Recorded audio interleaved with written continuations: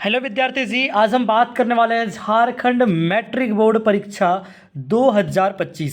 तो आज हम उन चुनिंदा सवालों का देखेंगे जिसका एग्ज़ाम आप लोगों का 25 फरवरी को होने जा रहा है। वो है आपका सामाजिक विज्ञान। तो सामाजिक विज्ञान का आज हम सब्जेक्टिव क्वेश्चंस को देखने वाले हैं जो इस परीक्षा के लिए काफ़ी ज़्यादा महत्वपूर्ण है। तो मेरे बच्चे, वीडियो आप लोग देख रहे हो इसके लिए बहुत बहुत धन्यवाद। लेकिन आपको स्क्रीन पर आपको एक थंबनेल दिख रहा होगा, वो वीडियो मेरे बच्चे अवश्य से देख लेना। ठीक है, वो वीडियो अवश्य से देख लेना। वो क्योंकि इस वीडियो से मैंने बताया है कि आपका 80% से ज़्यादा क्वेश्चन, 90% क्वेश्चन कैसे आपका एग्जाम में आता है। ठीक है, मैंने मेरे से सारे सवालों को पिक किया है जो आपके पिछले 15 सालों से मॉडल पेपर में और प्रीवियस ईयर क्वेश्चन में एग्जामिनेशन में पूछा जा रहा है। ठीक है, तो यहाँ पे मैंने पहला क्वेश्चन लिया है, विकसित देश और विकासशील देशों में क्या अंतर है। मेरे बच्चे, मैं अंकित सर आपका इस यूट्यूब चैनल में मैं कंटिन्यू इसी तरह की वीडियो लाते रहता हूँ। चैनल को सब्सक्राइब कर लेना। मैं यहाँ बात करने वाला हूँ विकसित और विकासशील देशों में क्या अंतर है उसके बारे में। ठीक है, तो देखिए मैंने यहाँ पे क्या लिखा है, विकसित देश और विकासशील देशों में अंतर निम्नलिखित है। आप इस तरीके से लिखेंगे तो आपको क्या मिलता है, बोनस मार्क्स मिल जाएगा बच्चे। ठीक है, अब यहाँ पे क्या है, विकसित देश है वह देश जहाँ प्रति व्यक्ति आय उच्च होता है उसे विकसित देश बोलते हैं। समझ में आ रहा है ना। कह रहा है कि वह देश जहाँ प्रति व्यक्ति आय अधिक होगा। ठीक है, प्रति व्यक्ति आय, पर कैपिटा इनकम, एक इंसान, एक व्यक्ति प्रत्येक वर्ष, एक वर्ष में कितना वो पैसा कमा रहा है उसका क्या होगा, उच्च होगा, उसकी इनकम ज़्यादा होगी। इसमें जीवन स्तर बहुत अच्छा होता है। ठीक है, लोगों के पास अच्छी सुविधाएं होती है, घर होती है ना, संसाधनों की पूरा उसके पास मौजूद होता है। ठीक है, इसमें शिक्षा दर भी उच्च होता है। ठीक है, इसमें अधिक से अधिक लोग पढ़ते हैं इन देशों में। ठीक है, ये मैक्सिमम लोग इसमें क्या करते हैं, पढ़ाई करते हैं, शिक्षा उनका अच्छा रहता है। ठीक है, इसमें राष्ट्रीय आय भी अधिक होता है। इसमें सार्वजनिक सेवाएं भी अधिक उपलब्ध होती है, परिवहन, संचार, स्वास्थ्य, ये सब काफ़ी मात्रा में उपलब्ध होती है। ठीक है, वहाँ पे ट्रांसपोर्ट सिस्टम बहुत अच्छा रहेगा, सड़कें बहुत अच्छी होगी। ठीक है, नेटवर्क सिस्टम बहुत अच्छा रहेगा, इंटरनेट सिस्टम बहुत अच्छा रहेगा, है ना। स्वास्थ्य की सुविधाएं, बड़े बड़े हॉस्पिटल्स होंगे। ठीक है, उदाहरण के तौर पर जापान, अमेरिका, फ्रांस।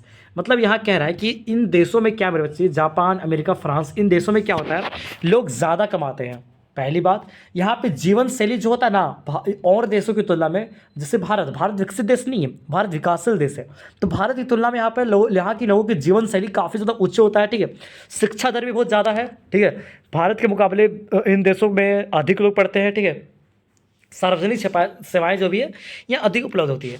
विकासशील देश में इसका जस्ट उल्टा है। क्या है, चलिए देखते हैं। इसमें प्रति व्यक्ति आय कि निम्न होता है, जीवन स्तर निम्न होता है, कम होता है। ठीक है, निम्न मतलब होता है कम, शिक्षा दर भी कम होता है, राष्ट्रीय आय भी कम होता है, सार्वजनिक सेवाएं भी इसमें कम होता है, और ये परिवहन, संचार, स्वास्थ्य की सेवाएं भी कम होता है। उदाहरण के तौर पर बांग्लादेश, भारत इत्यादि।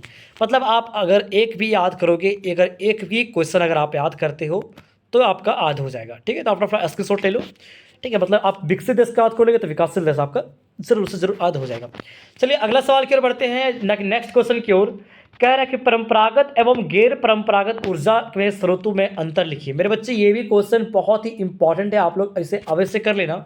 ठीक है, क्या कह रहा है, परंपरागत और गैर परंपरागत से देखते हैं। परंपरागत और गैर परंपरागत अंतर जो है निम्नलिखित है। आपको एग्जामिनेशन में इस तरीके से लिखना, तभी आपको अच्छा मार्क्स मिलेगा। टॉपर लोगों का कॉपी इसी तरह से होता है। समझ में आ रहा है। परंपरागत ऊर्जा स्रोत में क्या क्या पॉइंट हो सकता है। परंपरागत ऊर्जा स्रोत कभी भी समाप्त हो सकता है। ठीक है, परंपरागत ऊर्जा स्रोत क्या होता है, कभी भी समाप्त हो सकता है। ये महंगा होता है, प्रदूषण फैलाता है, और कोयला, पेट्रोलियम। मतलब परंपरागत ऊर्जा स्रोत में क्या होती है, ये कभी भी खत्म हो जाएगा। ठीक है, और इसमें जो होता है महंगा होता है, जैसे पेट्रोलियम वगैरह, पेट्रोल देखो कितना महंगा है ना, प्रदूषण फैलाता है, कोयला वगैरह, तो ये सब परंपरागत ऊर्जा स्रोत में आएगा। गैर परंपरागत में क्या होगा, ये सब कभी समाप्त नहीं हो सकता है, ये सस्ता होता है। ठीक है, समाप्त नहीं होगा, सस्ता होगा। जिससे इसमें क्या होगा, सौर ऊर्जा और पवन ऊर्जा, ये प्रदूषण नहीं फैलाएगा। ठीक है, प्रदूषण भी नहीं फैलाएगा, सस्ता भी होता है। तो ये हो गया आपका गैर परंपरागत। अब हम यहाँ पे बात करने वाले हैं तीसरा क्वेश्चन, भारतीय रिजर्व बैंक भारतीय रिजर्व बैंक अन्य बैंकों की गतिविधियों पर किस प्रकार नजर रखता है, यह जरूरी क्यों है। ये भी क्वेश्चन काफी ज्यादा इंपॉर्टेंट, ये आप लोग अवश्य कर लेना। औसत आय क्या है, किसी देश की कुल आय को कुल जनसंख्या से भाग देने पर जो प्राप्त होती है उससे औसत आय कहते हैं। मेरे बच्चे, देश के कुल जनसंख्या से भाग देने पर किसका, देश की जो इनकम है। ठीक है, देश की इनकम है, मतलब देश की कुल आय। ठीक है, देश की आय और देश की जनसंख्या, देश की जनसंख्या, ये आपका क्या हो गया, ये आपका हो गया औसत आय। समझ में आ रहा है ना। नरेगा क्या है, राष्ट्रीय ग्रामीण रोजगार गारंटी अधिनियम किसे कहते हैं? मेरे बच्चे ये जो क्वेश्चन जो बहुत ज़्यादा इंपॉर्टेंट वीडियो, मेरे बच्चे वीडियो को शुरू से लेकर अंत तक जरूर देखना। क्या कह रहा है? राष्ट्रीय रोजगार अधिनियम गारंटी अधिनियम 25 अगस्त 2005 को पारित किया गया था। मतलब नरेगा जो है वो 25 अगस्त 2005 को पारित किया गया था। ये पारित किया गया था मेरे विद्यार्थी जी मनमोहन सिंह के द्वारा। समझ आ रहा? इस अधिनियम के अंतर्गत अगर अधिक कोई बेरोजगार है और वह काम करने में सक्षम है तो सरकार उसे 1 साल में 100 दिन के रोजगार की गारंटी देता है। कह रहा है कि जो नरेगा है वो 25 अगस्त 2005 में लाया गया था। ये प्रधानमंत्री मनमोहन सिंह के द्वारा लाया गया था और इसके तहत जो कोई बेरोजगार आता था, ठीक है, जिसके पास जॉब नहीं होती थी, बेरोजगार होता था और उसमें काम करने की अगर क्षमता है, वो सक्षम है, तो उसको सरकार गारंटी देती थी कि साल में हम आपको 100 दिन काम देंगे। ठीक है, 100 दिन आपको काम देंगे। अधिक सरकार किसी बेरोजगार को 15 दिन के अंदर रोजगार नहीं दे पाती थी तो सरकार उन बेरोजगारों को बेरोजगारी भत्ता देगी। मतलब कि बेरोजगार अगर अप्लाई किया, ठीक है, नरेगा के लिए, और 15 दिन के अंदर अगर उसको जॉब नहीं मिला, उसको रोज़गार नहीं मिला, तो सरकार उसे बेरोजगारी भत्ता देती थी। इस अधिनियम में क्या था? 35% ना महिलाओं के लिए आरक्षित था। ठीक है, मतलब 35% इसमें महिलाएं काम करेगी। ठीक है, इसमें आरक्षित था, उसका सीट कन्फर्म था। ठीक है, इस अधिनियम के अंतर्गत उन कार्यों को वरीयता दी जाएगी जो भविष्य में भूमि से ज़्यादा उत्पादन में सहायता मिले। कह रहा है कि इस योजना के तहत, ठीक है, इस नियम के तहत वैसे काम होता था जो धरती में उपजाऊ को बढ़ावा मिले, उत्पादन को बढ़ावा मिले। यह कार्य भारत के 2 जिलों में लागू किया गया था। उस टाइम पे 2 जिलों में क्या था? ये चीज़ें लागू किया गया था। हो गया नरेगा फुल फॉर्म आप देख सकते हैं, national rural employment guarantee act. दबाव समूह और राजनीतिक दल में अंतर लिखिए, ये भी क्वेश्चन इंपॉर्टेंट है। लोकतंत्र में सभी नागरिक को एक वोट देने का अधिकार है। इसका मतलब कि लोकतंत्र में किसी तरह का प्रभुत्व और टकराव नहीं होता। तर्क दे कह रहा है कि लोकतंत्र में सभी लोगों को अपना एक वोट, एक इंसान की एक वोट, अपना एक वोट का अधिकार होता है। इसका मतलब कि लोकतंत्र में किसी प्रकार का प्रभुत्व और टकराव नहीं होता। इसमें क्या सच्चाई है, क्या है, नहीं है, इस पर तर्क आपको देना है। पूर्वी तट नदी डेल्टाओं में किस प्रकार की मिट्टी पाई जाती है? ये भी क्वेश्चन आप लोग कर लेना। बहुउद्देशीय नदी परियोजना में होने वाले लाभ और हानि को लिखिए, ये क्वेश्चन भी बहुत ज़्यादा इंपॉर्टेंट है। ये भी क्वेश्चन आप लोग कर लेना। मेरे बच्चे मैंने प्लेलिस्ट बना दिया है, वहाँ पे भी आप जाके कुछ क्वेश्चंस और देख सकते हो। ठीक है, बाकी मैंने जो थंबनेल मैंने अभी जो स्क्रीन पर चलाया था वो थंबनेल वाला वीडियो देख लेना, मेरे चैनल पे उपलब्ध है। आप वो वीडियो देख लेना, तभी आप अच्छा स्कोर कर पाओ, क्योंकि मैंने वैसे क्वेश्चंस करवाए जो आपके एग्जाम में 90% से अधिक मैच हो जाएगा। बांगर और खादर में अंतर स्पष्ट कीजिए, ये भी क्वेश्चन काफ़ी ज़्यादा इंपॉर्टेंट। चलिए देखते क्या लिखा हुआ है। बांगर और खादर में अंतर निम्नलिखित है। पुरानी जलोढ़ मृदा को बांगर कहते हैं। ठीक है, पुरानी जलोढ़ मृदा को बांगर कहते हैं, नई जलोढ़ मृदा को खादर कहते हैं। नई जलोढ़ मृदा अधिक उपजाऊ होता है, जबकि पुराने जलोढ़ मृदा जो है बांगर है वो कम उपजाऊ होता है। इस मिट्टी में खेती नहीं की जाती। जहाँ पे उपजाऊ ही नहीं होगा वहाँ पे खेती क्यों करेगा यार? अपना कॉमन सेंस लगा देना।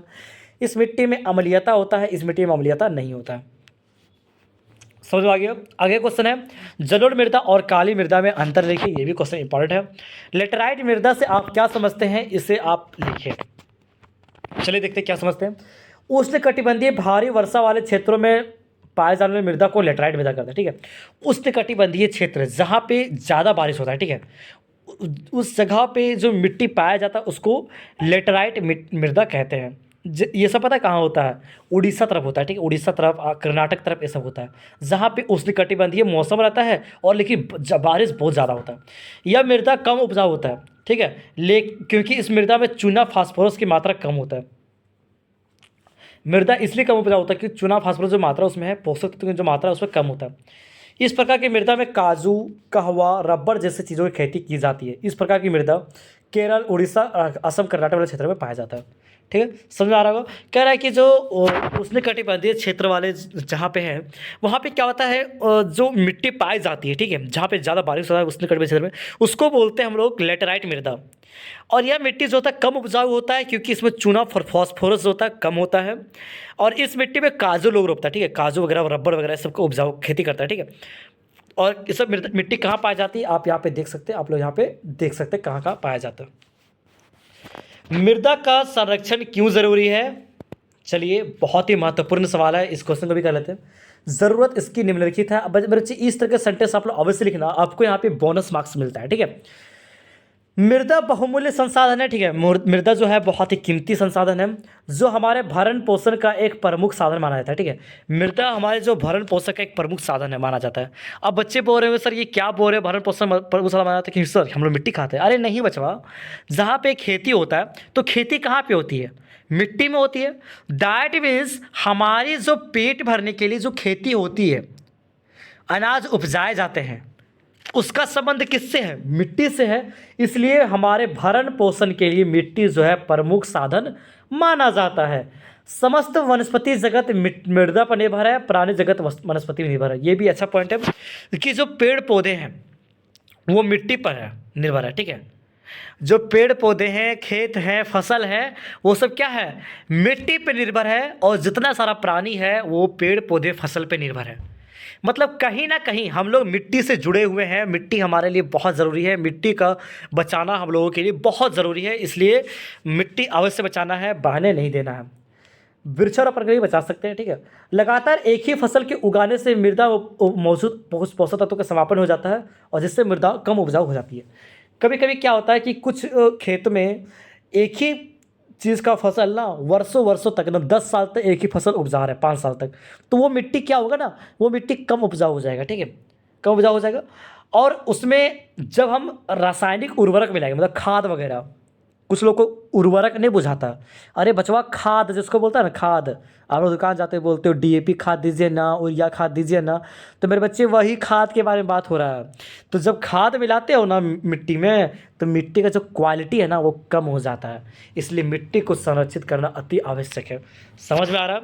अगला सवाल यहाँ पे क्या है, नवीकरणीय और अनवीकरणीय संसाधन में अंतर लिखिए। ये भी सवाल कर लेना आप लोग। जैव विविधता क्या है मेरे बच्चे, विविध प्रकार के वन और जीव जंतु में उपस्थिति को आम भाषा में जैव विविधता बोलते हैं। मतलब कह रहा है कि इस पृथ्वी पर विभिन्न प्रकार के पेड़ पौधे पाए जाते हैं, पेड़ पौधे पाए जाते हैं, अलग अलग प्रकार के जीव जंतु पाए जाते हैं, इसी को बोलते हैं जैव विविधता। चिपको आंदोलन कहाँ और क्यों चलाया गया, ये भी क्वेश्चन बहुत ही इंपॉर्टेंट है, ये आप लोग अवश्य कर लेना। 17 नंबर का सवाल है, राजस्थान की अर्ध शुष्क क्षेत्र में वर्षा जल संग्रहण किस प्रकार किया जाता है।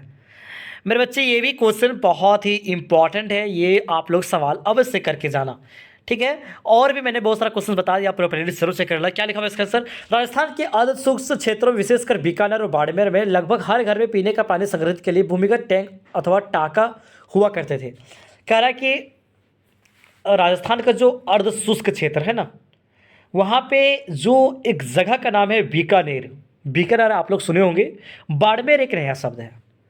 तो बीकानेर और बाड़मेर में लगभग जितना घर है ना, सब घर में क्या होता है, पीने का पानी को बचा कर रखने के लिए, संभाल के रखने के लिए वहाँ पे भूमिगत टैंक लगा देता या फिर टाका लगा देता था, जिसका आकार बहुत बड़ा होता था। मतलब एक कमरा इतना, एक डोर इतना है, मतलब एक कमरा इतना।